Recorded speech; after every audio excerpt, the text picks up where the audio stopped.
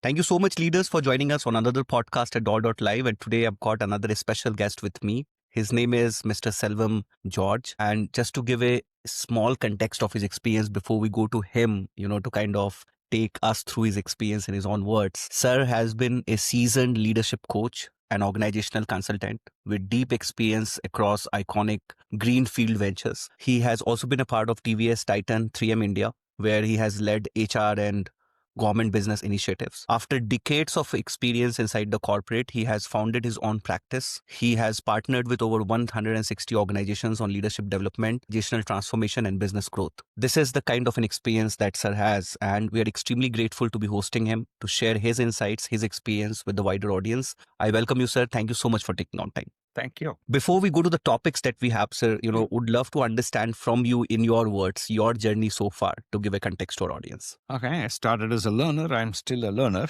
Came from a small town, and when we were studying, we didn't have the Google to surf what next in the career. So our reference point is always our seniors, where some of the best seniors went. So when I was doing my BSc mathematics in my town, some of the people went to a place called MIT, and there was a course for aeronautical engineering.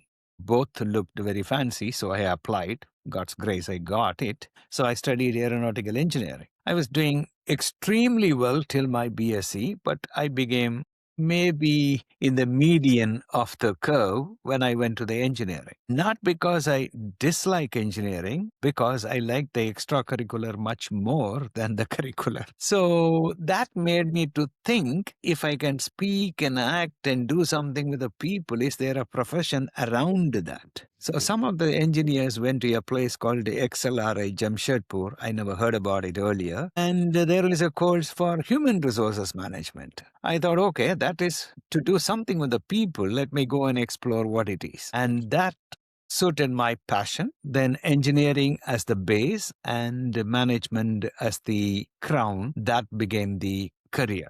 And then never looking back. The engineering gives you the systematic thinking, and the management gives you the innovative thinking. So coupled with that, my journey started.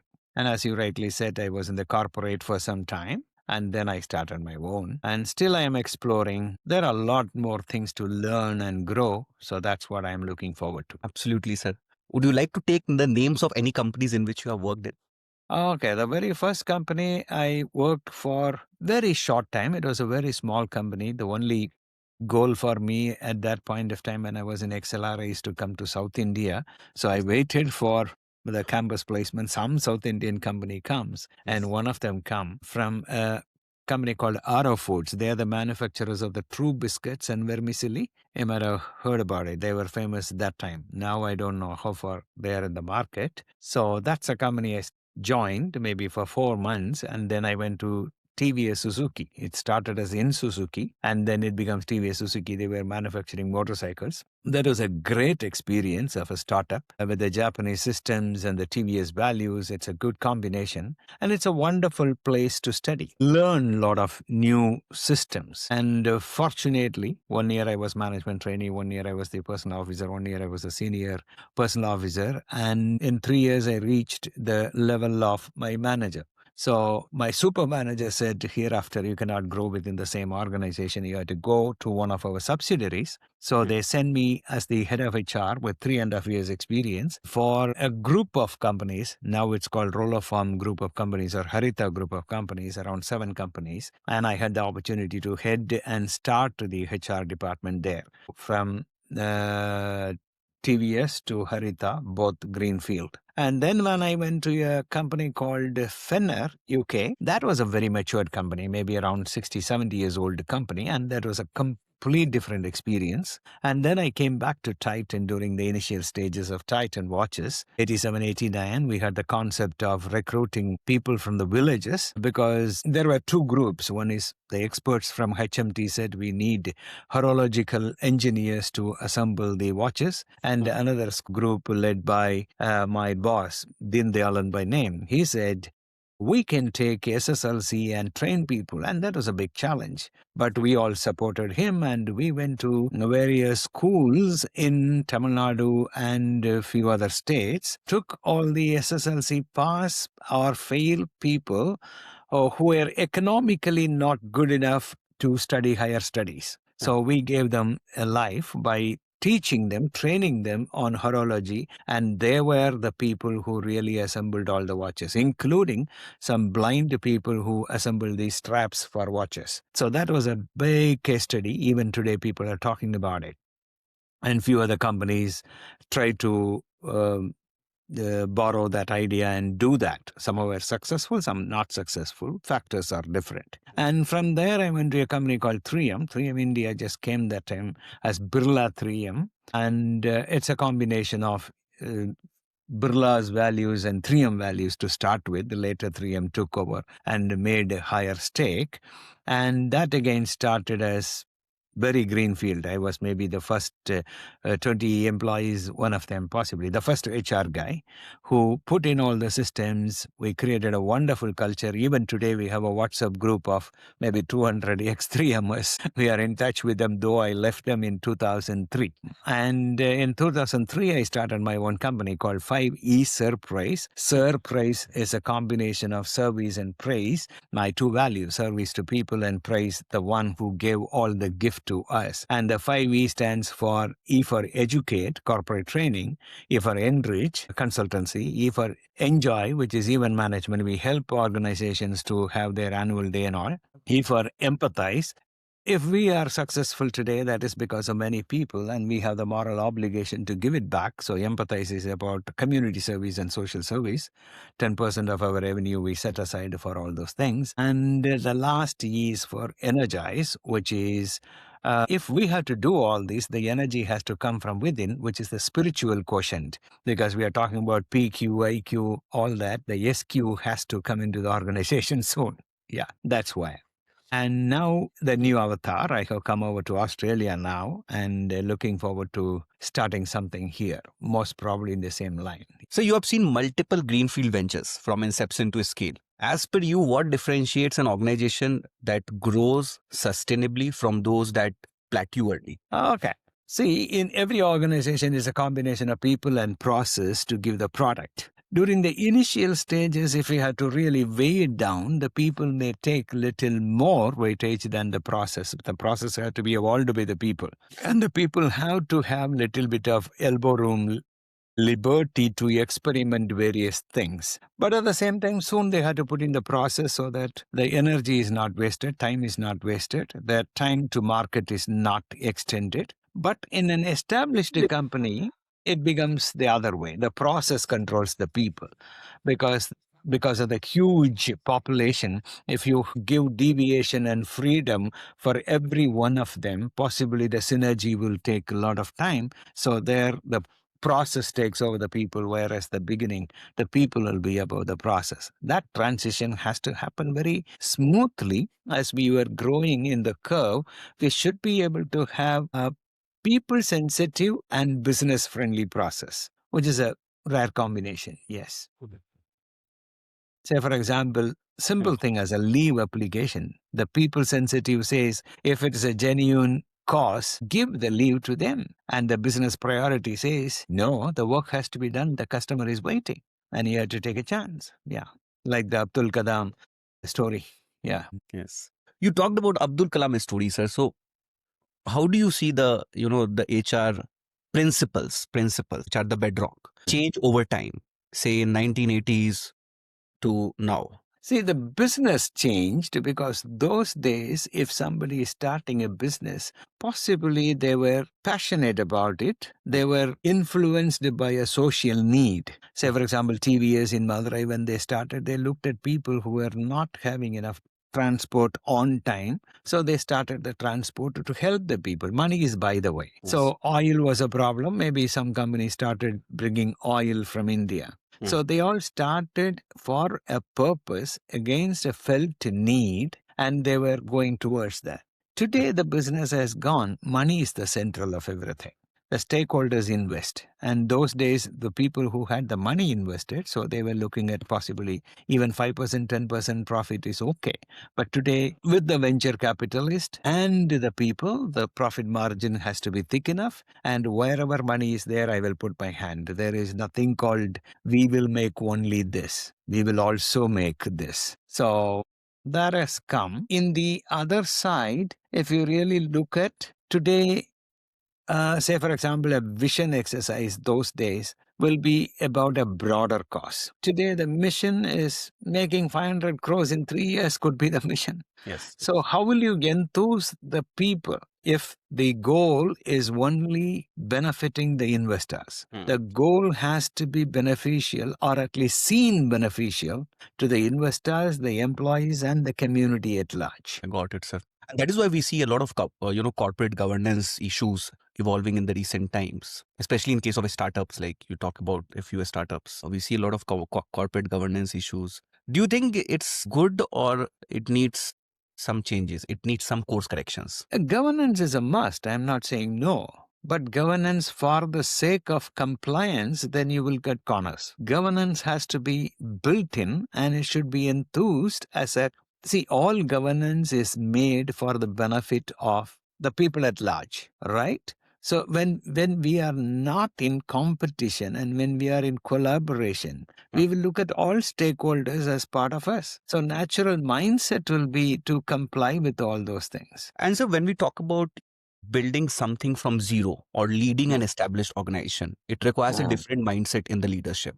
What is that difference in the mindset? When you're talking about growing an organization, you mean? Yeah, means leading an established organization to kind of leading an organization which has just started from zero. When we are starting, as I said earlier, we will give a lot of leverage for the people because it's an experimentation stage. Whereas when it's established, the process which is already deliberated and put in, we will ask them to follow. Now, whenever you put the process, basically it's for the benefit of everybody, but individuals may feel that their freedom is restricted. So we have to give the opportunity for people to question the process. And if they can improve the process, we should be able to do that. The plan, do, check, act has to be completely open for all the employees. But unfortunately, when we say that this is a process, everybody have to fit into that, then the employee morale came down. But in case of established organizations, it's sometimes required also, sir. It's a necessary evil. It's a necessary, not even even, it's necessary. I'm not saying no. See, there are rules even in family, right? Yeah, within the family, but the rules are not forced upon, it evolved. Yes. So the same thing we may have to do in an organization, it has to be evolved in an inclusive decision making rather than enforced by. But the management will say that we have already deliberated all the points and I have made it. Okay, make sure that you educate the people during the orientation so that everybody come to the same page and give them the opportunity to question. I sometimes say that a good culture has... I give 4F, the 4 freedom to express, freedom to experiment, freedom to explore, and freedom to enjoy. Freedom to express, because it's their home, it's their place. They should be able to have a say in anything that affects them. And if we don't allow that, one day the legal system will ask us to allow. Already slowly it's coming now. Yes. Right? The freedom to explore, because if I am capable of something, I'm passionate about something, because of my economic need, I have taken a job, and the passion will always for looking outside. So give an opportunity within the organization. Say, for example, in one of the organization, when we were doing a performance appraisal system, we said 60% for the results, 30% for the skill set, and 10% for the passion. And one of the question came if the passion is outside the organization's purview. And so happened one of them wrote, playing piano is my passion. And that company is a software services company, nothing to do with piano. Yes. And we said, how we will do? And we said, no, we will encourage him to put that under that 10%, that passion, and the manager will start his conversation with that. What you are doing about your passion? Have you gone to your school? Are you becoming a professional? How is it going? Then slowly that achievement motivation, they shifted to the organizational results. Because if you can set a goal there and achieve, why don't you set a goal here and achieve? I will help you. Right. Yeah. And sir, after, across these decades of coaching leaders, what is the most common blind spot that you see in senior executives? One of the biggest blind spot is the inability to unlearn. Yes. Okay. Because everybody is successful by their own merits. They have reached the leadership level, not simply born as a leader. They made it to a leadership. So they're all strong in their areas and the skill and even in leadership. But in one school of psychology, people say any strength, if it is overused, is becoming a weakness. Say, for example, generosity may be your strength. And if you are over generous, that's going to be your weakness. You're not having money for your family. Yes. Right? So coming back here, yes, they are knowledgeable. They have the strategy. They have the skill set. But can we say, I am yet to learn? Am I ready to unlearn? Sometimes people think that I know it all. And that's where the problem comes. The moment we stop learning, we stop growing. But some of the others are very, very good, even to that extent I learn from them too. Because coaching sometimes being a mutual learning. Yes. I'm not the end of all. I have a lot to learn from them and they have a lot to learn, provided both of us have the open mind. It's like a story where one man went to Samiji to say, Samiji, give me the mantra to be happy. And that guy said, come sit and have a coffee. And this guy was giving a cup of coffee. He said, Swamiji doesn't know that I don't drink coffee, I drink only tea. Oh, okay, let me bring tea. And he poured on the same glass. So it was all overflowing. And he said, Swamiji, I thought you were wise enough, but you don't know whether you have to empty the cup first before pouring more. That's exactly my first lesson, my dear boy. You have to empty your mind and come, otherwise nothing will go in. Anyway. And how should leaders, balance people-centric values with aggressive business growth expectations? Good point. See, for business to be profitable, we need the good old story, the 5 M's, right? Men, mission, material, money, all that. And out of that, 4 of them can be managed from outside. But the one resource, which is the human resources, which is called as men in that 5 M's, that has to be managed from inside. It cannot be managed from outside. It can be only the outside actions can be managed from outside. I can compel you to come on time. I can compel you to be present in a particular place. I can compel you to switch on the machine, but I don't know the switch for the inside of the man, where it is, I don't know, right? So the leadership is talking about how to reach the inside. That's why it's called influence. So the leaders in the bottom of the pyramid, possibly in an engineering organization where it's process driven, yes, you have to be 90% process driven, doesn't. But as we go up and up, individuality matters. The leaders have to give a lot of freedom of thought, definitely. And even to that extent, it should become something called a servant leadership. Leadership is a service, and the focus is to develop the next line towards a common goal, not using them towards a common goal. And in your experience, sir, why do most of these leadership development programs fail? 2 reasons. For one, see, the training has 4 dimensions. The first dimension, according to Kirkpatrick model, the first is whether we like the program. Fair enough. Second, whether we learned something from the program. Third, whether the learning is changed to a behavioral change. And the fourth is whether it has yielded some result, a return on investment for the organization. Now, most of the organization cannot pinpoint the last one specifically with one variant called the training, because the result may come because of process improvement, because of new material, could be many things. Yes. But even then, statistically, when we have to make all the other variable as constant and one as variable, we can, but the cost of experimentation doesn't worth the proving the point anyway. Coming back. So most of the training is not happening according to the felt need of the organization. Now, to make the need felt, first of all, we have to decide where we have to go, where we are, and what is the gap.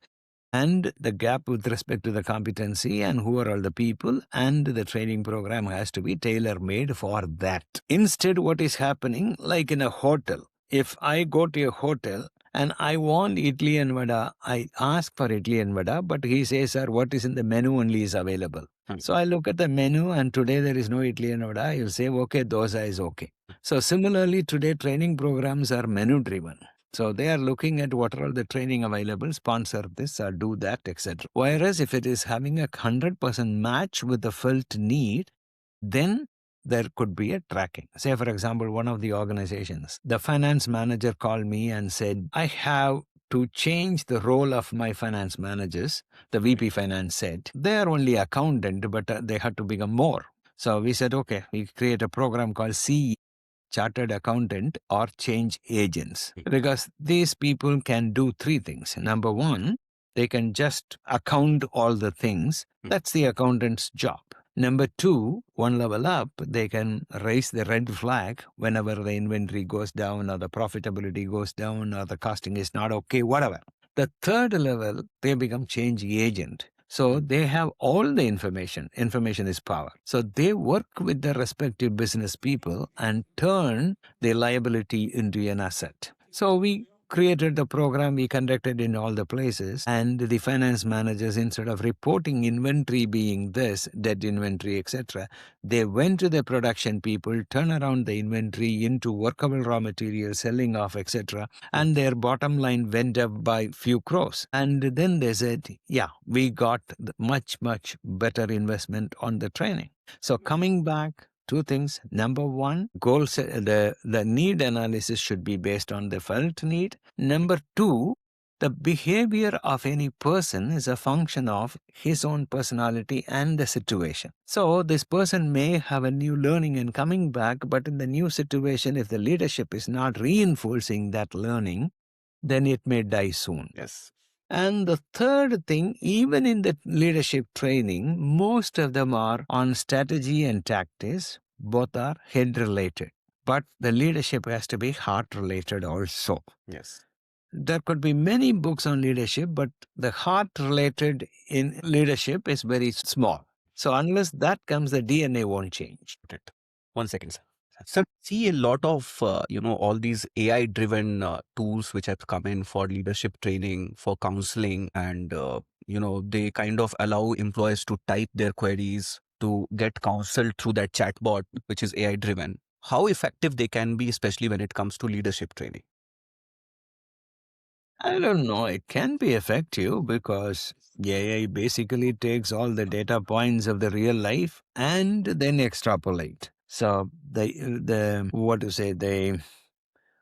generative AI creative the solution based on the real data points. Even the Google search is giving possibly based on the lot of the inputs people are given. So is it useful? Definitely it is useful. I'm not saying no, but is it 100% okay, or is there anything icing on the cake is required? Possibly, yes. Say, for example, if you really look at the thinking pattern, it starts with the data, becomes information, information becomes knowledge, knowledge then used by the intelligence, and then the last one called the wisdom.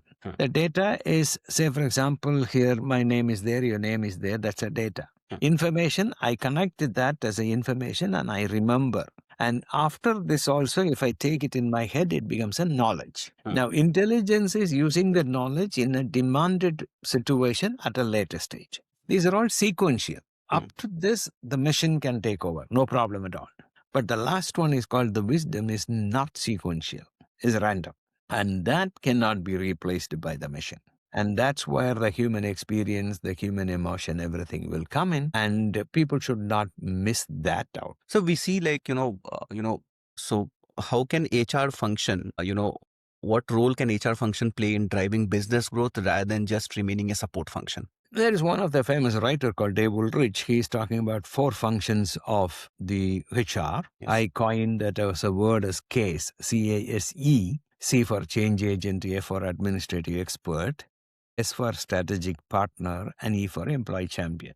Now, the S for strategic partner is the business partner role. E for employee champion is he has to be the MLA or MP of the employees. So sometimes that voice even goes against the business priority. Possibly, yes. I have come across a lot of issues where There is a clash between the short-term business goal and the long-term culture goals. And we stood by the culture. That's the employee champion.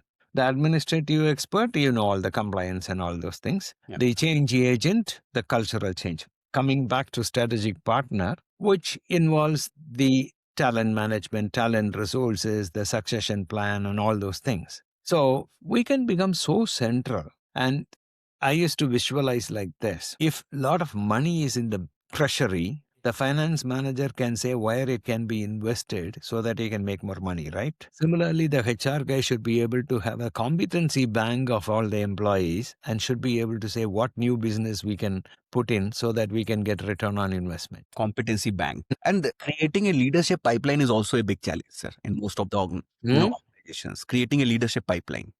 So how can that be done, within an organization?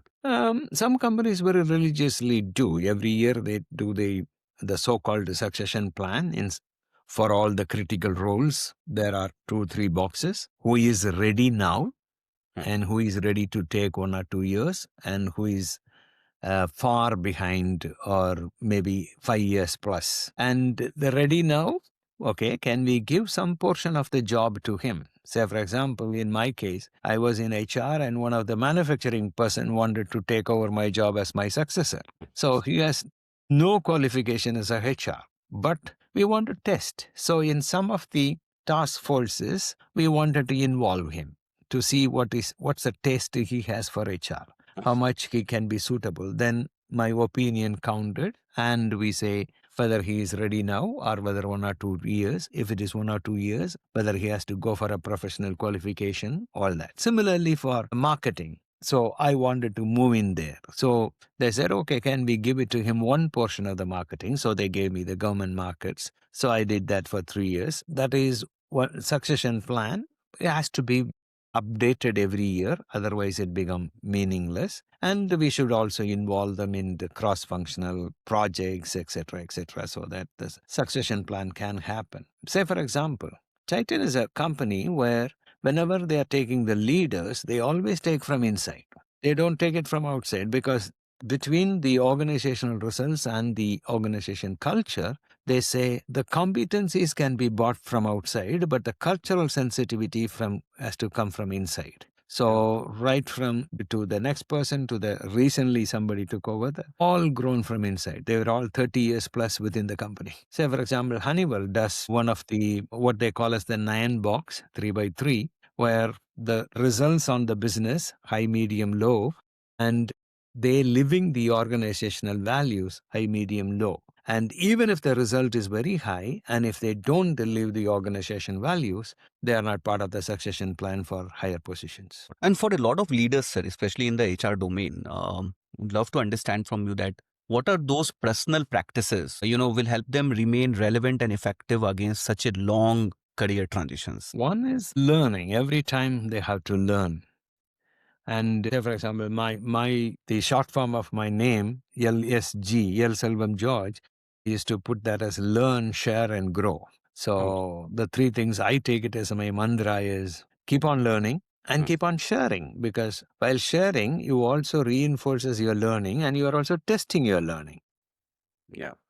And grow by making sure that everybody around you grow. You are growing along with the ecosystem. The network is basically me adding value to the network before asking how the network can add value to me. But if people are looking at short term, they are not there.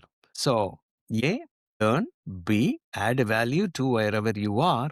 3, have a larger perspective of the community and the universe. Otherwise, the ESG, all that will compel you to do that anyway.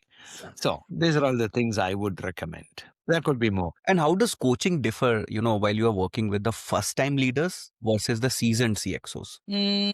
I don't know. With respect to the levels, I really don't know whether it differs, because individual to individual it differs. Some of them have very high learning attitude and open, some of them are rigid, as I said earlier. But one of the things I experience, I use the GROW model, the John Waitmore's GROW model for the coaching, where G for goal, R for reality check, the facilitating and the inhibiting factors, and O for options. When we come to the options, possibly the senior leaders, they would be able to do a lot of good introspection Yes. and be able to say what could be some of the options. Whereas the first-time managers may like to get a lot of outside input for reference. So the senior leaders are like, they have a library within themselves, but they can refer. But there are also some of the people are very rigid. Say, for example, in one of the companies, I was talking to one of the VP who is supposed to be coached by me, and he said, I'm perfect, the world has to change. So we stopped the coaching there. I was asked to coach him because he's extremely good on organizational results and extremely bad on people. But he counted. Everybody liked to work for me. So why you say so? But when I really went into the details, everybody liked to work for him for short term to know the technology and to move on. So there are different types irrespective of the hierarchy. Yeah. But people are people. That's the beauty of humankind. Yes. And there are all different kinds of leaders, sir. Everybody is different. Absolutely, absolutely. And different kinds of leadership works at different situations. Yeah. In a war, I'm not going to be democratic. I'm going to be authoritative. Yes. Yes. And Jack Welch said business is war, and his conference rooms are war rooms. Yes. Sir, what are the And lessons? Yeah. when I talk about Jack Welch, is something I remember. He said, if you are not having a competitive advantage, don't be in the competition. And today, some companies are growing very well, some companies plateauing too soon. And I used to think, what could be making the difference? And the competitive advantage, I normally say it in three things. I used to put a Venn diagram sort of a thing. One is called product superiority. One is called customer experience. One is called overall cost to the customer. So in the product superiority, let's say high, medium, low, the high is I have a product which is unique and nobody else can make it, let's say. The medium is I have a product which is branded, specific. There may be, but I have an edge. Low means it's a commodity. Say, for example, Titan watches. Possibly it's medium to the high because they have a brand by themselves. An Apple phone, possibly almost in the higher, unique. And if it is something else, maybe a pen, possibly a commodity, but a cross pen, maybe a brand. Now coming to the customer experience, again, high, medium, low. High is very, very individualistic experience, tailor-made. Medium is standardized. Say, for example, iPhone service, standardized. It's not individualized. And the low is low customer experience. And similarly, the third one, overall cost to the customers. Low, medium, high. And medium is comparable cost to the market. Low is the lowest and high is the higher in the market. So if you put 3, 2, 1, and if you get the unique product, which is high, unique customer experience, which is high, and the lowest cost, which is 3, 3, 3, 9, which is difficult. Now, if you have to remain as a leader, you have to get 7 or 8 out of these 9. And if you want to be in the market presence, possibly 5 and 6 is okay. And 4 and 3, possibly you have to check sooner or later you will be gone. So that's why some of the innovative product, Hotmail came and gone because they could not stand up there. So we have to constantly check where we are in the competitive edge with respect to the other offerings in the market. And what are the lessons that your early engineering and business education, do they still influence how you advise leaders today? Okay. As I said, engineering gave sequential thinking of the left brain, and the management gives the creative thinking of the right brain. So that combination really helped.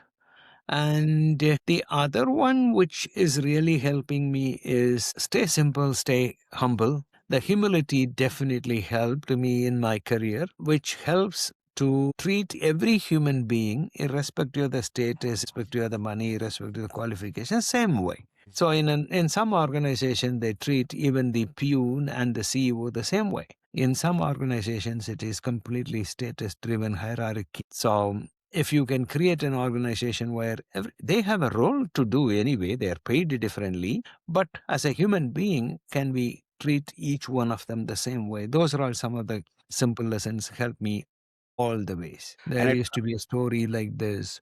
yeah. There was a man who used to salute the watchman every day morning. Yeah. And people say that, why he's not your boss, why you are saluting him? He said, I respect everybody. And there is a fire in that company, and everybody went out, and the watchman is not locking the door. He said, that man who used to salute going in and salute coming out has not come out. He should be somewhere in. Let me go and check. So now you have shifted to Australia, Hmm. and you're building again, and you are as young as you were 30 years back.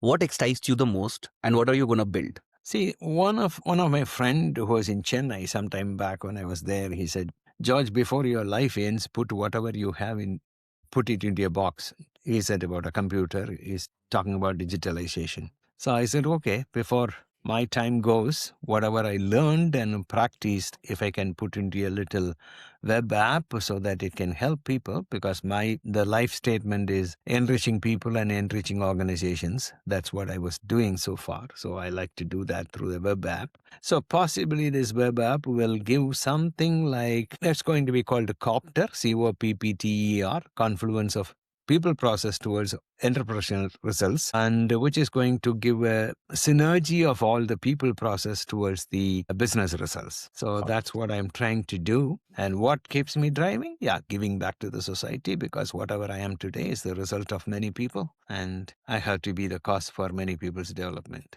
That moral obligation. Thank you so much, sir, for joining us on this podcast and for sharing your rich experience and insights. Again, extremely grateful to the God as well as to everybody, who have been watching us, that they have been motivating us. And again, grateful to be hosting a person like you on this show. And we look forward to host you again. Thank you so much, sir. Sure. Will do. My pleasure. Thank you.